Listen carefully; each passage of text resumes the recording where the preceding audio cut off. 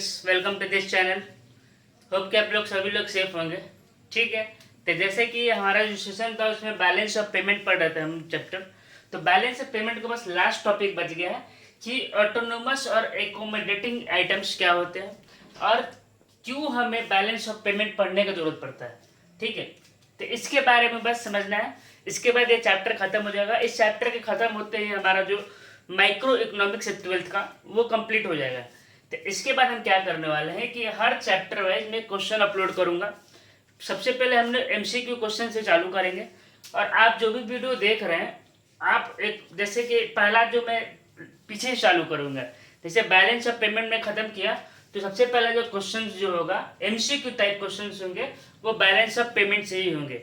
ठीक है, तो आप अच्छे से इसको देखिए और जो मेरा वीडियो देख रहे हैं उससे आप कितना क्वेश्चन सॉल्व कर पा रहे हैं, क्या ये जो वीडियो में बता रहा हूँ जो कंटेंट दे रहा हूँ क्या आपके लिए सफिशियंट है नहीं है, आप इसको इस तरीके से जज कर सकते हैं। ठीक है, तो इस वीडियो में हम देखेंगे कि बैलेंस ऑफ पेमेंट में ऑटोनोमस और एकोमोडेटिंग आइटम्स क्या होते हैं। देखिए, बैलेंस ऑफ पेमेंट में हमने पढ़ चुके हैं तीन चीज होता है, कैपिटल अकाउंट, करेंट अकाउंट और ऑफिशियल रिजर्व अकाउंट।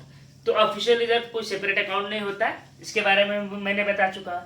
ठीक है, तो कुछ जो आइटम्स होते हैं जो करेंट अकाउंट्स के होते हैं और जो कैपिटल अकाउंट्स के होते हैं उसको बाइफरकेट करके हम ऑटोनोमस और एकोमोडेटिंग आइटम्स में रखते हैं। ठीक है, तो ऑटोनोमस आइटम्स वो आइटम्स होते हैं जिसको हम दूसरे देश में या रेस्ट ऑफ द वर्ल्ड से इसको एक्सपोर्ट और इंपोर्ट करते हैं।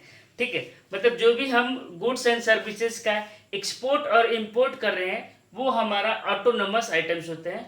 और जो एकोमोडेटिंग आइटम्स होते हैं वो जैसे कि हमने लोन्स लिया, जो इन्वेस्टमेंट है, डिसइन्वेस्टमेंट नहीं, जो इन्वेस्टमेंट है in the form of FPI, FDI, वो सारा जो है वो एकोमोडेटिंग आइटम्स होते हैं। ठीक है, जो ऑटोनोमस आइटम्स होते हैं वो मेनली इसलिए डील किया जाता है या कोई देश करता है ताकि वो प्रॉफिट कमा पाए। But in case of the accommodation item ऐसा कोई इंटेंशन नहीं होता प्रॉफिट कमाने का। ये दूसरा मैं आपको समझा दिया। ठीक है, ये जो डिफरेंसेज है वही इसका डेफिनेशन एज ए डेफिनेशन भी यूज कर सकते हैं और समझने के लिए यूज कर सकते हैं। ठीक है, और इससे क्या होता है, देखिए एकोमोडेशन जो ऑटोनोमस आइटम्स होता है इससे क्या होगा कि जो बैलेंस ऑफ पेमेंट पे दो सिनेरियो हो सकता है। कैसे, अगर हम एक्सपोर्ट अगर हमारा, ठीक है, अगर एक्सपोर्ट हमारा कम है और इंपोर्ट ज़्यादा है तो वो क्या डिफिसिट हो जाएगा। अगर एक्सपोर्ट ज़्यादा है और इंपोर्ट कम है तो क्या होगा, हमारा सरप्लस होगा बीओपी। तो ये किसके कारण हो रहा है, ये एक्सपोर्ट और इंपोर्ट के कारण ही तो हो रहा है। तो एक्सपोर्ट और इंपोर्ट किस में आता है, ऑटोनोमस में आता है। ठीक है, लेकिन इन केस ऑफ एकोमोडेटिंग जो हम एफडीआई लाते हैं उससे क्या हमारा कोई सरप्लस या डेफिसिट होता है, नहीं होता है। वो एफडीआई से क्या होता है, जो बीओपी है वो अगर डिफिसिट्स पे है तो उसको बैलेंस कर देगा। ठीक है, तो जो कमी है उसको पूरा करता है, मतलब रीस्टोर करने का काम कौन करता है, वो एकोमोडेटिंग आइटम्स करता है। ठीक है, और ऑटोनोमस आइटम को हम लोग बोलते हैं above the line items of BOP, मतलब कि इसी पे ही जो बीओपी है वो डिपेंड करता है। ठीक, एक्सपोर्ट और इंपोर्ट पर डिपेंड करता है, तो इसलिए इसको above the line items of BOP के नाम से जानते हैं। ठीक है, मतलब बीओपी का जो निर्धारण होता है, ठीक है, निर्धारण मतलब जो डिटर्मिनेशन होता है इसका, तो ये इसी पे होता है।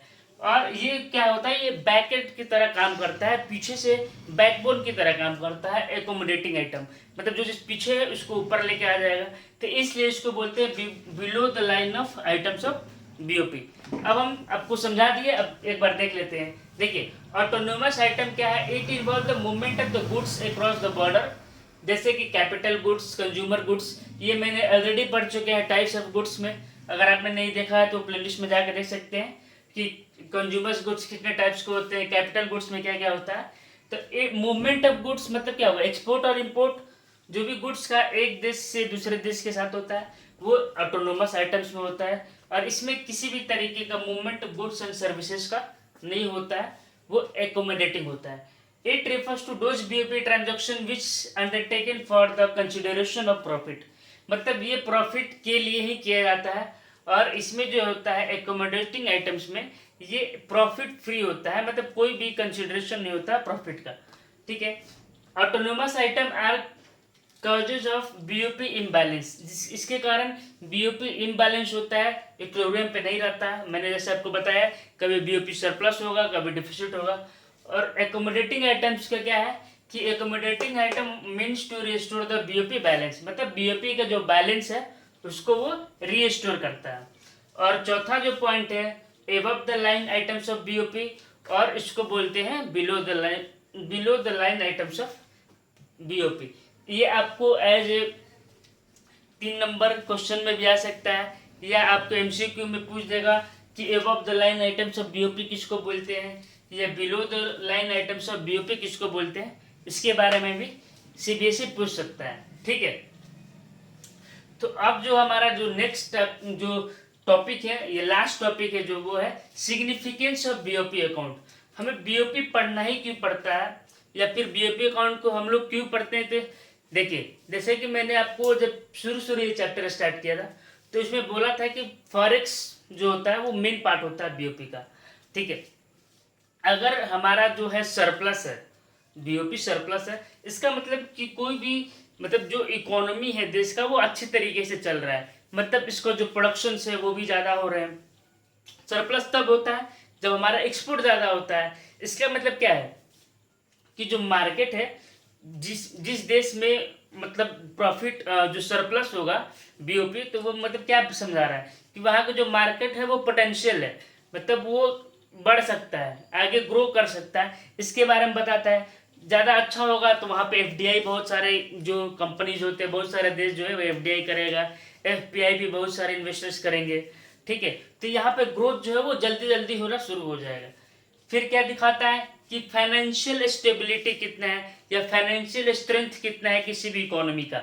अगर हमारा बीओपी सरप्लस में रहता है, इसका मतलब क्या है कि हमारा फाइनेंशियल स्ट्रेंथ अच्छा है, हमारे पास फॉरेक्स बहुत ज़्यादा है, हम दूसरे से पेमेंट कर सकते हैं जो रेस्ट ऑफ द वर्ल्ड है, ठीक है। तो वो फाइनेंशियल स्टेटस या स्ट्रेंथ इसको भी डिनोट करता है, ठीक है। इसके बारे में क्या दिखाता है कि हमारा नेट फैक्टर इनकम फ्रॉम, देखिए फाइनेंशियल वाला समझ में आ गया आपको कि अगर financial status of the country with the rest of the world, मतलब कि हमारा फाइनेंशियल स्टेटस क्या है।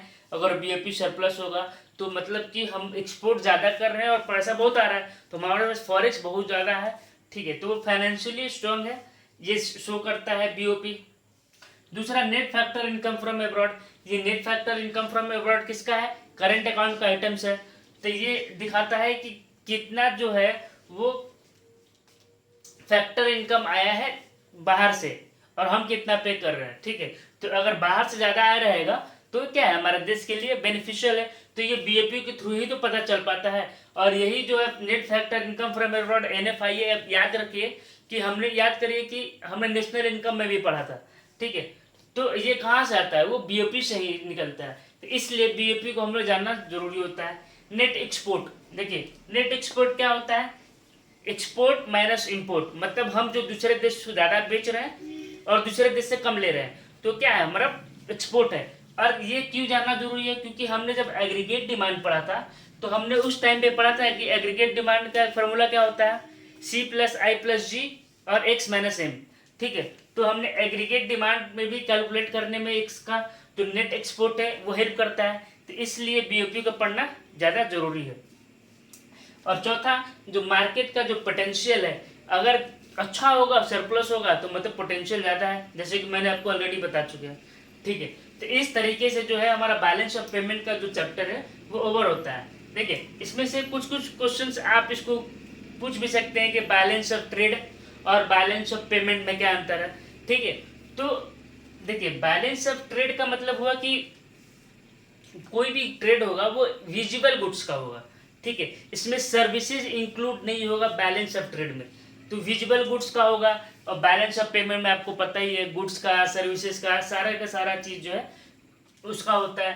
बैलेंस ऑफ पेमेंट जो है एक ब्रॉडर कंसेप्ट होता है, वो एक नैरोअर कंसेप्ट होता है, ठीक है।